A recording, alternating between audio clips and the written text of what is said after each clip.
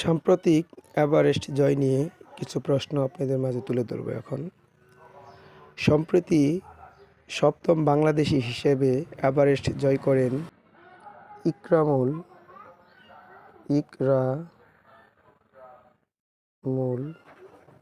হাসান শাকিল।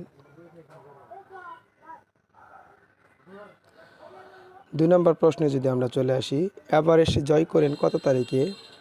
19 মে 2025।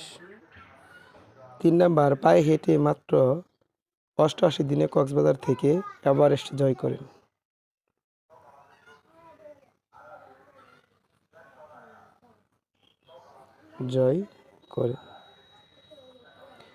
Everest জয়ের অভিযানের নাম হচ্ছে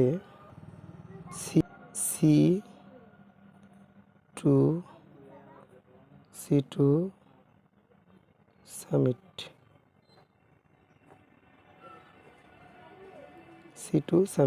পৃথিবীর সর্বোচ্চ পর্বতশৃঙ্গের নাম কি? এটা আমরা সবাই জানি, মাউন্ট এভারেস্ট।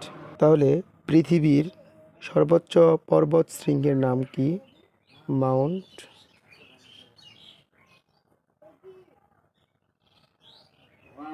এভারেস্ট।